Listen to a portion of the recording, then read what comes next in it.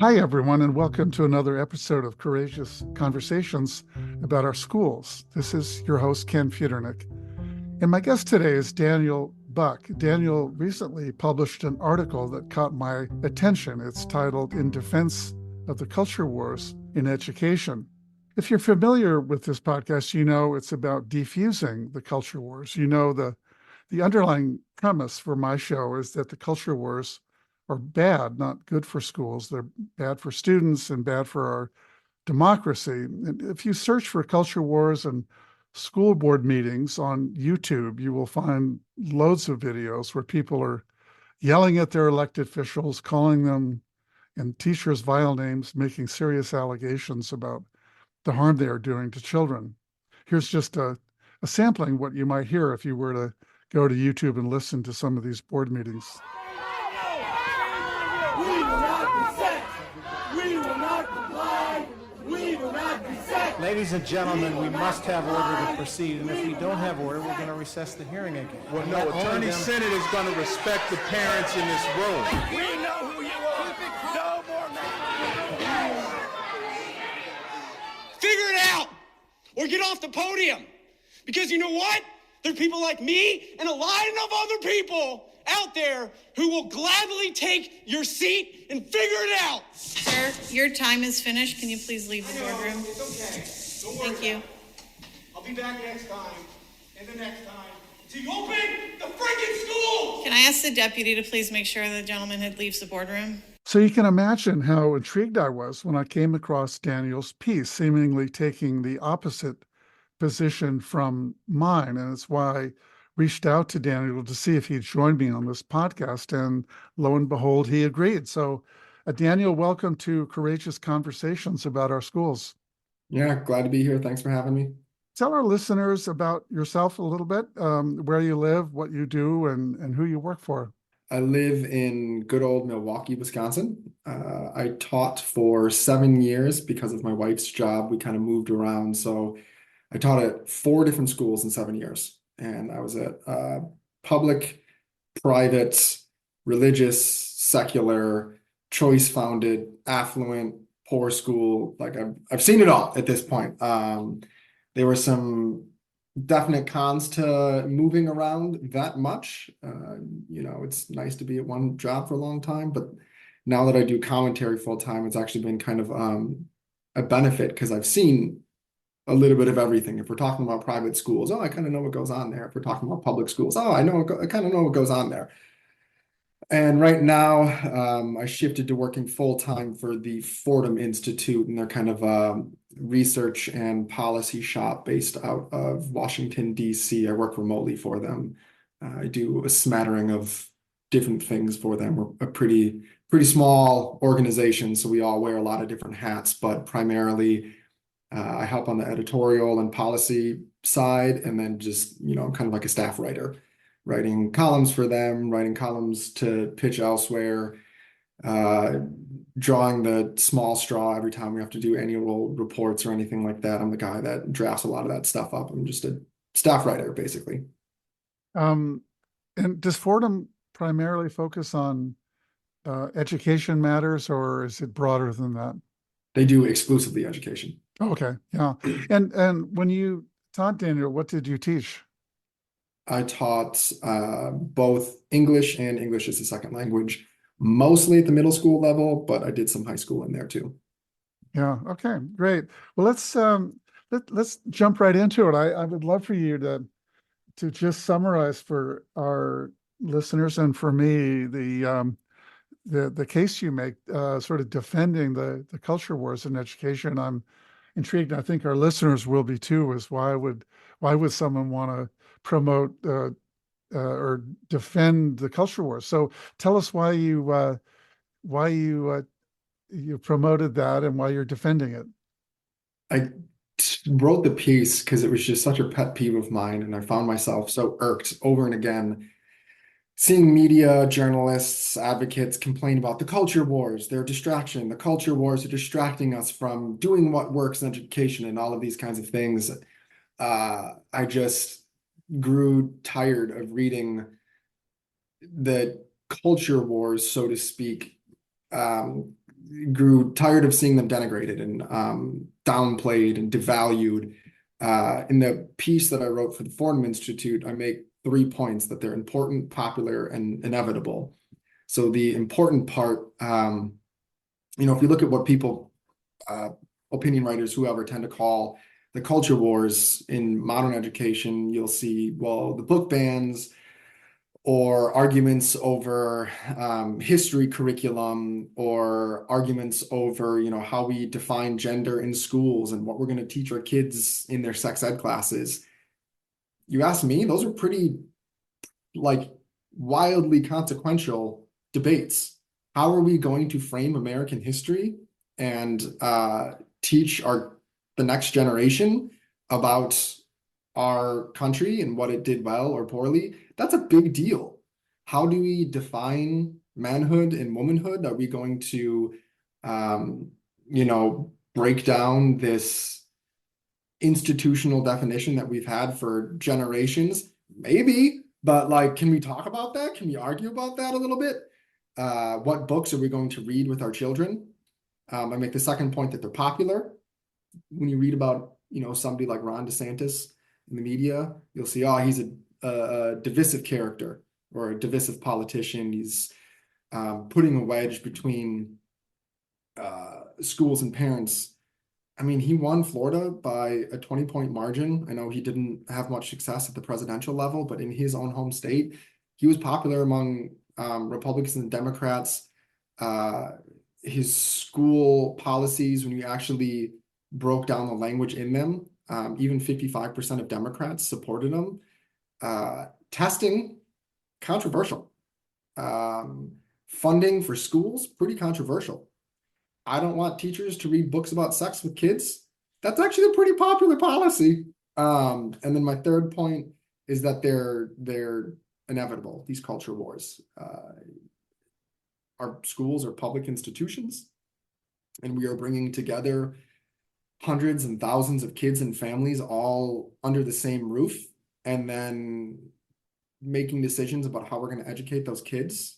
Fights are going to erupt there, and disagreements are going to erupt there. In Federalist 10, the authors argue that factionalism is basically inherent in human nature. There are so many different opinions and personal interests that when you bring people together, they're going to come into conflict. And the only way to get rid of that conflict is either make everyone agree, which is never going to happen, or have one party basically dominate the other, one faction dominate the other, which is oppressive and unjust. So the case that I make in the article is that the culture wars are important, they're popular, and they're inevitable. How'd I do?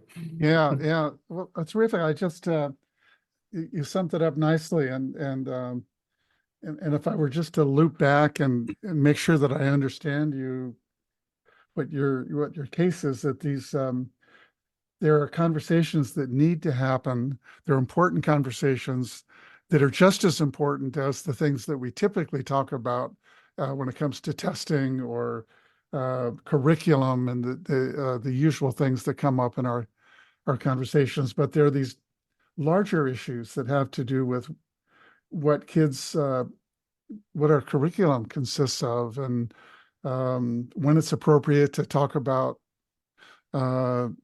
matters of race, or how we treat history. And those are really big questions, and we need to have conversations about that. That's the important part. The popular part is that a lot of people recently have gotten engaged, maybe people that weren't engaged in these conversations before, so they're popular, and that's in your view, an indication of why they're important to have. And then third, I think what I interpreted from what you're saying is that we live in a pluralistic society, democratic society, people with all kinds of views about virtually everything. And when it comes to schools, why would it be any different? And therefore, conversations about what kids learn, when they learn it, and so forth, those conversations or those conflicts are inevitable. And so I think what you're saying is it's best not to avoid them, but to embrace them and not to say that they're, did I get that pretty close to Yep, I'd being say accurate? you did a very well job of summarizing what I said. All right.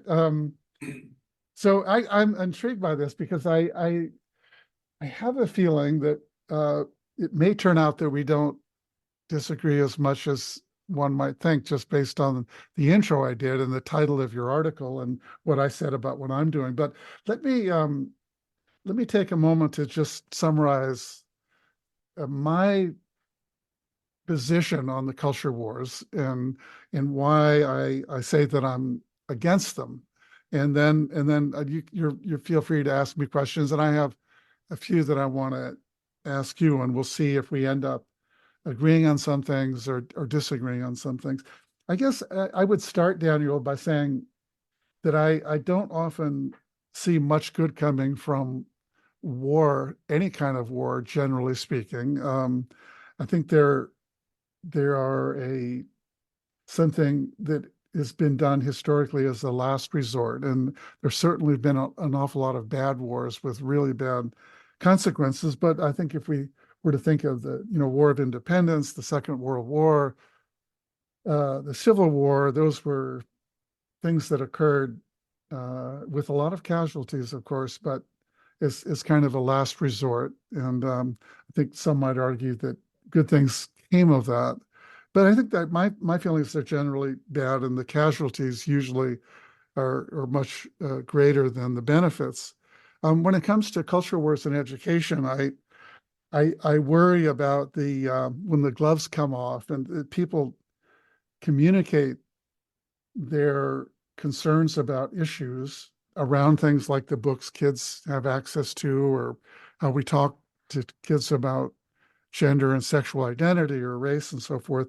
But people say some pretty terrible things, a lot of name calling and sort of vile terms. I think of a teacher in Florida who had her students in a earth science class view a Disney movie called Strange World that had content related to earth science, but it happened to this animated show and it included a gay character, and she got a lot of grief, was called a pedophile and a groomer, and she ended up quitting, like many teachers during these culture wars have done, because the level of discourse, the kind of conversations we have, the names that are thrown about, and the accusations are made are not what people that get elected to school boards or sign up to be a teacher or administrator necessarily signed up for. Also, and again, this is my definition of a culture war, and maybe not yours, but when we attack and shame people on the other side, I've never seen a case where it convinces people to change their minds or even to open up to a position that's different than their own, or to compromise. And in fact, it usually only emboldens people on each side to dig in their heels more than they already have. And so it doesn't lead to any kind of common ground. And another concern I have is that I think as adults in schools, at school board meetings where these things play out, or in social media or on the media, our kids are watching. And I worry about what they're learning in terms of how we approach our differences, and the names that we use, and the accusations that we're making, and the contempt that people feel towards each other. And I wince when I think of what kids are learning about how adults are attempting to resolve their differences. And I guess the last thing I would say is, I guess, two things. One is when relationships among parents and educators and school board members become, when there's complete loss of trust and relationships get so frayed, it's hard for people to work together, even in areas where they do agree. It's like we're not going to, let's agree to disagree on that, but let's get back and talk about a really serious problem like absenteeism is something I'm really concerned about. Post-pandemic, there are schools that I'm aware of that where chronic absenteeism is close to 50%. Those are kids that aren't coming to school at least 10% of the time, and half of the kids in a school are staying at home. And so to solve that really serious problem, it requires all of us to come together in the community, parents and educators, say, how are we going to solve that problem, which we all have to agree is a serious problem. But if we've decided we are suspicious of other people, or we hate those people, or we don't want anything to do with them, then it makes it hard for us to come together and do that. And I guess finally, I worry in a profession where most schools in the country struggle to get enough dedicated, qualified people to come and work, that it's driving people away. They don't want to be part of a profession where these kinds of things are happening, and there's so much mistrust that they leave, and then it ultimately has a negative effect on kids. And what I will end with is just saying that I'm strongly in favor, and this is where you and I might find some common ground. It's strongly in favor of healthy conflict, having you just referred to them as debates, and I think there's an opportunity there to find common ground. But in healthy conflict, I think all sides are trying to understand the issues. They're looking for solutions. They're not simply trying to get their way. In issues like gender and sexual identity, how history is taught, those are complicated topics, and I think they require that we begin by listening to each other, doing what you suggested we do with culture wars, is to define what we mean, and then have people agree to listen, to be civil, and not to attack and shame one another, but to be open to different perspectives. And I think if we all thought about it, we would want to model that for our children, for the next generation, that they would engage in their differences in that way. So that's my rationale for what I'm doing, and I'm just curious to hear your thoughts about what I just put out there. I think, guiding principle for me is be slow to anger, slow to speak, and quick to listen. That doesn't mean never anger, never speak, and always listen. I think you should always listen.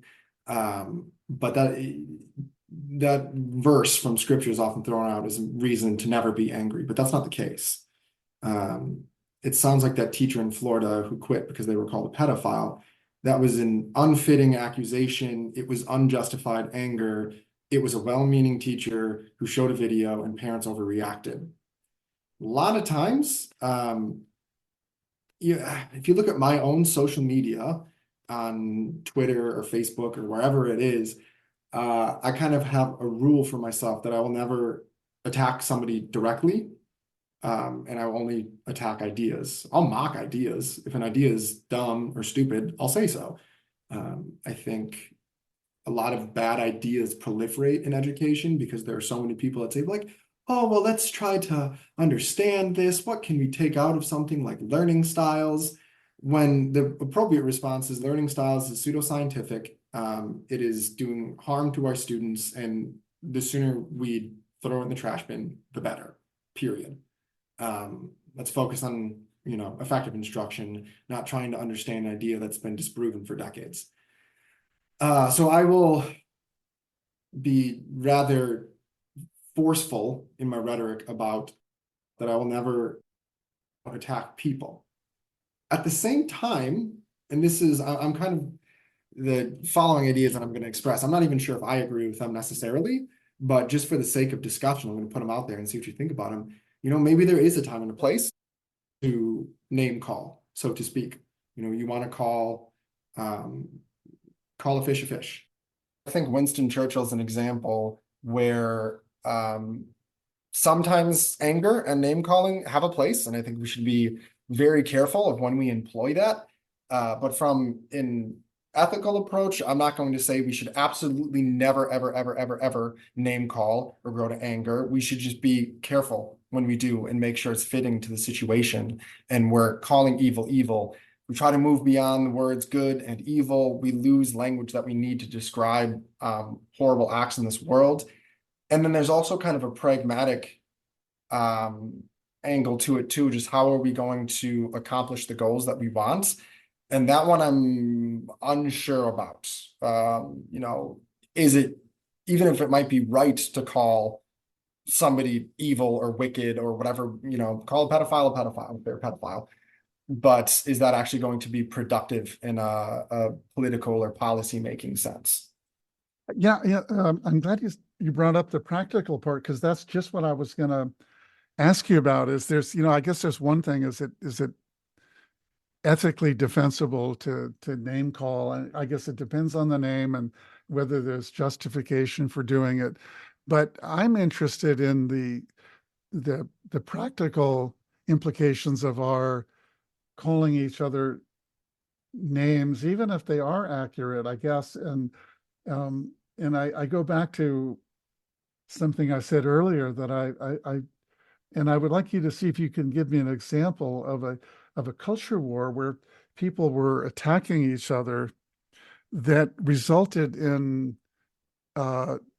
some reason to believe that the schools benefited or students benefited through a culture war where people were attacking each other or holding one another in contempt or name calling. I think there are plenty of examples where conservatives kind of gave up ground on important policies because they weren't fighting the culture war. We talk about school board members who are saying, this isn't what I signed up for. And I've heard a lot of people make that comment. And the snarky little provocateur in the back of my head says, oh, so like you want to return to a time when 7 out of 10 school board members were won by the union-backed candidate and conservatives just sat in their corner and let whatever the union-backed school board wanted to happen. I think for a long time, conservatives just didn't fight the culture war.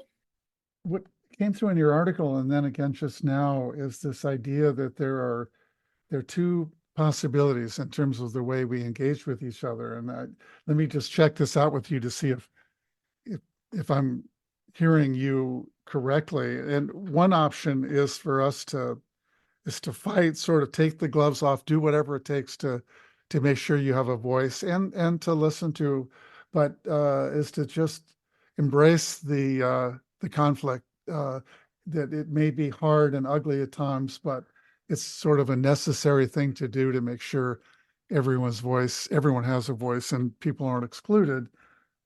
Or the second option is that, as you say, there's sort of kumbaya stuff where we just agree to be nice and we stay away from the conflict, which is not a good thing, because we're avoiding really important subjects where we should be having conversations. So I that's what I mean, you cited James Madison, who sort of made the same point, that, we can either avoid each other altogether, or we can stay away from these things, or we can jump in and have conflict about this. But I think what I'm trying to do with my podcast, what I'm trying to do personally, is to have these conversations not in a kumbaya way where we're just simply kind for the sake of being kind, but so we can better understand the problems and try to find common ground, to sometimes find compromises.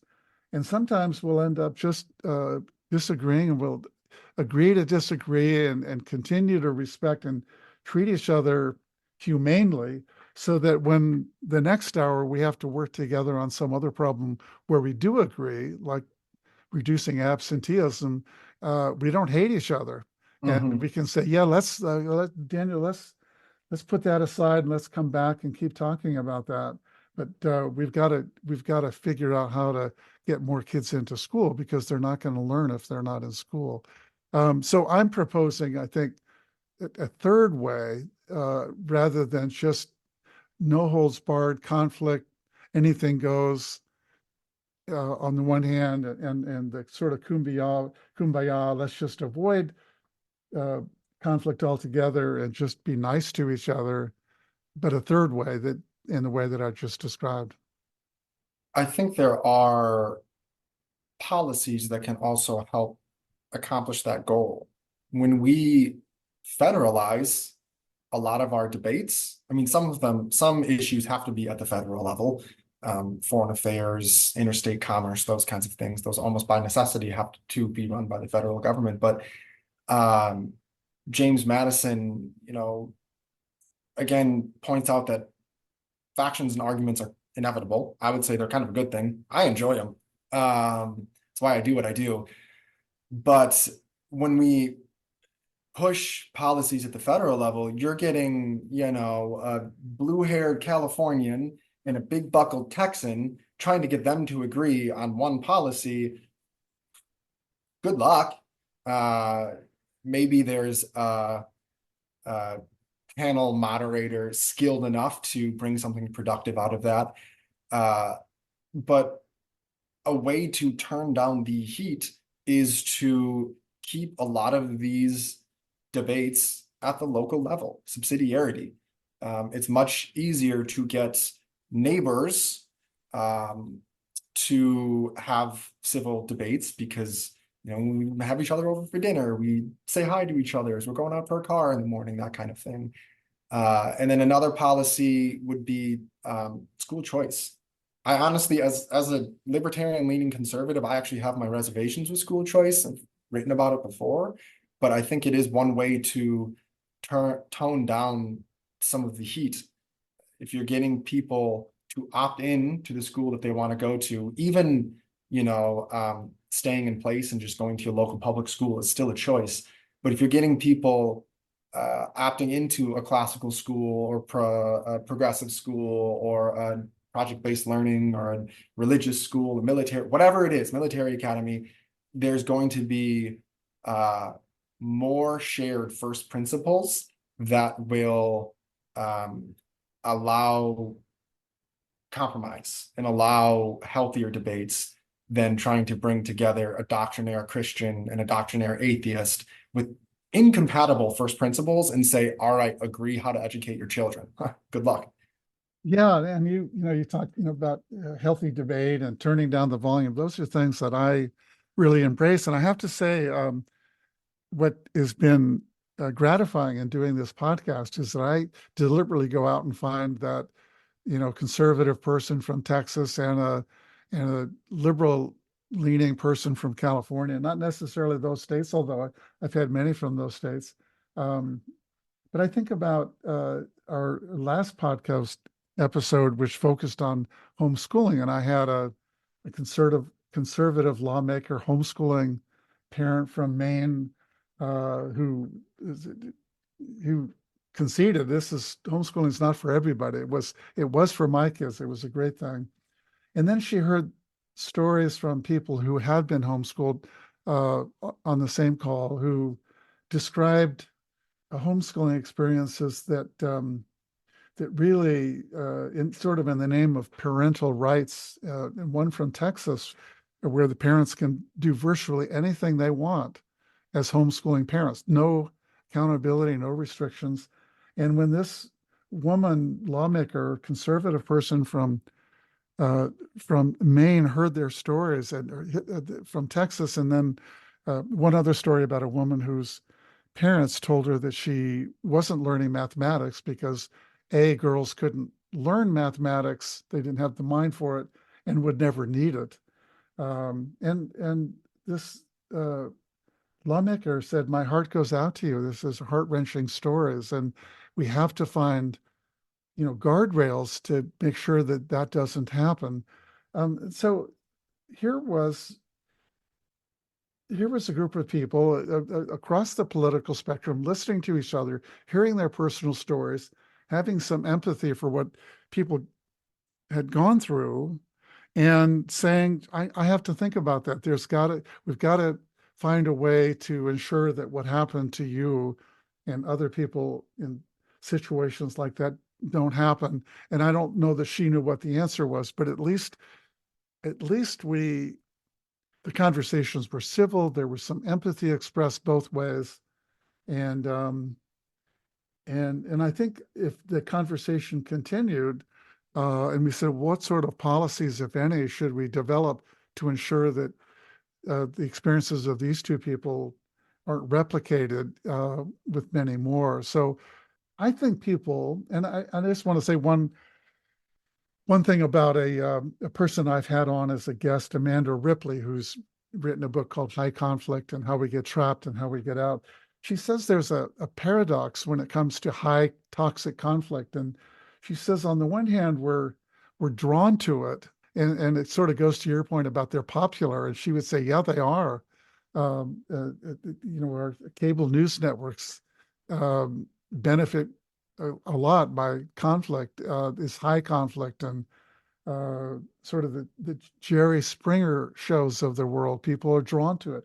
But the paradox is that most of us are also haunted by it. She says that if we can find a way not to do it and find a way to come together and listen and be respectful, and sometimes agree to disagree, that we'll also want to go in that direction too. And that's what I'm finding in this podcast, is that people who have very different perspectives, different ends of the ideological political spectrum, if we agree to come in together and we're going to be respectful, people say, yeah, I want to do that.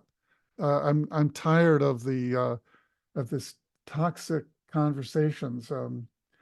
Peter Coleman says that there's like somewhere close to 66% of Americans polled about toxic conflicts say they don't like it, and they consider themselves part of this sort of exhausted majority, saying this isn't good for me personally. It's not good for my country, and if there's another way to do it, I want to hear about it. And I think, as you began this conversation, that there's more agreement between us than at first meets the eye. I got you to concede. I didn't get you to concede. You, to some extent, conceded in the beginning that even a few wars throughout history have been justified. 1, 2, 3, horrible consequences, horrible losses. But most people agree, in the grand scheme of things, the Civil War or World War II, awful. Yeah. What I guess I go back to the question I posed earlier is, can you imagine a case at the local level where schools are trying to figure out what books are appropriate to have in a school library, or how should we talk about gender and sexual identity? And you said earlier, you don't want young kids being taught about gender and sexual identity. But even that conversation gets a little bit nuanced and tricky when I pose this question to some of the people that I have on the show, which is, suppose you're a child who has two moms or two dads, and they come into class and someone says, wait a minute, how do you have two moms? I just have one, or I didn't think people have a mom and a dad. And so a teacher can say, oh, sorry, we're not going to talk about that. In which case the kid with two moms or two dads might feel there's something wrong with me. I don't belong. It's abnormal for a teacher to say, I'm sorry, we can't talk about that. But with some of the new laws being passed and that are pretty vague, teachers are kind of throwing their hands up and wondering what to do. Can I put a picture of myself and the male teacher, and just like many teachers would do, here's a picture of my family, but I'm married to a man. This is my husband. Can I talk about that? And if kids say, wait a minute, you're married to a man, not that you would teach about it, other than to say, yes, this is my family, and there are other families that have similar arrangements. You're not teaching them about sexuality or gender identity. You're just acknowledging what is the case, what is in fact legal now in this country, and it is the way that some families exist. And you're just wanting to make sure that nobody feels that there's something wrong with that because we say nobody can't talk about that. I think there are no laws that have been passed that would, limit a teacher from acknowledging that they're married to somebody of the same sex, or acknowledging that some kids have two moms or two dads. Any news story that insinuates otherwise is spreading fake news. And I also think it's pretty easy for a teacher to say, some families have a mom and a dad, some families have two moms, some families have two dads. Today, we're talking about algebraic equations. End of the story. Mhm. You want to know more? Ask your parents about it. If we want to do tough cases, there was the story of a father, I believe it was in Montgomery County. I'd have to double check where it happened. Photos of him being dragged out screaming at a school board meeting because his daughter had been assaulted in a bathroom by somebody of the opposite biological sex who believed that they were, the different gender. And the board continued to sweep it under the rug and try to ignore it. And he didn't get his, day in public court until he went and caused a ruckus. Should he just sit down and play nice and play kumbaya when his daughter was assaulted in the bathroom? I don't think so. Yeah, there's a case. I mean, there's a alleged criminal act, but that's not a cultural war issue, is it? I mean, if they were ignoring a crime and sweeping it under the rug, that's terrible. It shouldn't happen. And if I was a parent and that happened to my kid, I'd be doing the same thing. I would do everything I could to make sure justice was served. But we're talking about books that have this gets a little more nuanced, or the movie that Jenna Barbie, this teacher in Florida, showed, a Disney movie that happened to have an animated gay character, just someone expressed having sort of a crush on another teenager of the same sex. Parents came in and said, "You're a groomer." They called her names, and the heat got so high, the vitriol was so great that she quit. And so there was no conversation about that. And you wonder what kids in that class and kids in that school that heard about that are thinking, wait a minute, what's so wrong with a teenager in a Disney movie who's expressing their attraction to someone of the same gender? There's no teaching about it. We're not promoting it or criticizing it. It just was a character. And a lot of books are being pulled from shelves because of depictions of, not of sexuality, but just of people of the same gender who were attracted to each other. And on the flip side, again, the harder cases in response, if somebody read with my daughter the book Gender Queer, and people aren't contesting gender queer because it's depicting same-sex attraction, people are contesting gender queer because there are grotesquely explicit images in there. I don't even want to describe them on this podcast. When parents have read them out loud at school board meetings, their mics are cut off because they're too graphic. And, it's kind of one of the ploys that a lot of the parent activists do is they go up there, they read these books, they get their mic shut off, and they say, like, if I can't read it here, why are you reading it with my child? But if somebody read one of those books with my kid and they quit or they got fired, good. So I want to bring this to a close on. I really want to thank you for being part of the podcast, but just can you share a takeaway, any takeaways you've had from our conversation about the substance of it and also the way we had it?